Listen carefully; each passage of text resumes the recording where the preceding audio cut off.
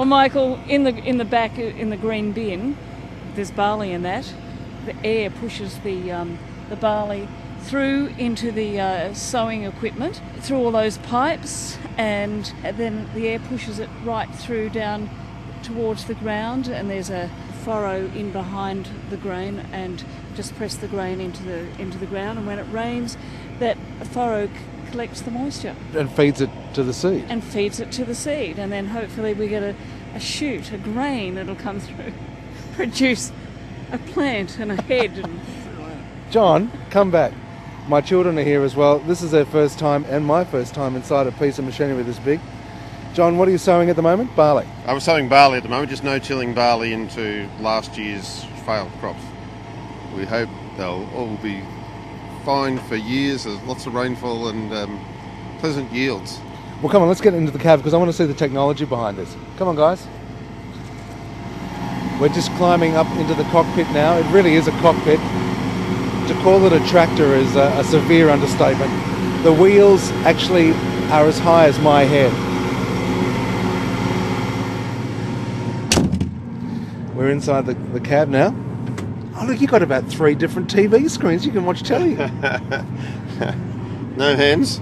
No hands? Hopefully something will happen. I'm just going to press this button here where it says engage. So what are you engaging?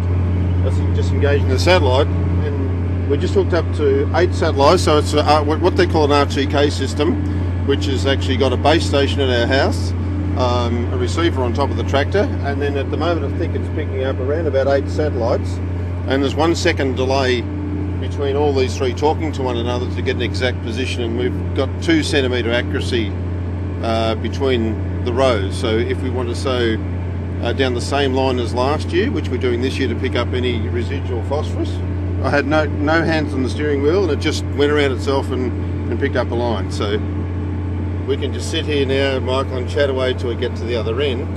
So I'm looking into the middle distance here, and I'm reckoning it's at least 2k. Yes, roughly 2k is the other end.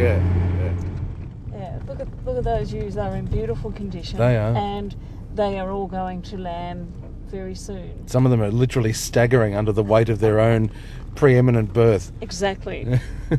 Well, as we've been talking, we've done the 2k down the paddock. And we've got a fence. What do we do now? Well, what do we do now? I don't know. Is someone going to do something? Or? Well, I'm hoping the satellites will.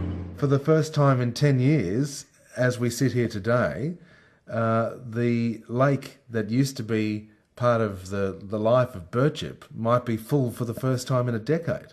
That's correct, yes. I think at this very moment there's water running into one of the local lakes, Chum Lake. What has happened is that because of the water savings on the farms, there's an allocation of water that can go to recreational and environmental use. The town is a bit of a buzz at the moment, that water's running in, that some normality, one might like to say, is coming back into life. It's a recreational area where people will be, I'm sure, skiing and sailing and fishing, and I think maybe, Michael, I might take some of my yabbies out there and donate them to the lake so that they for a bigger investment. For a bigger and a bigger return, maybe.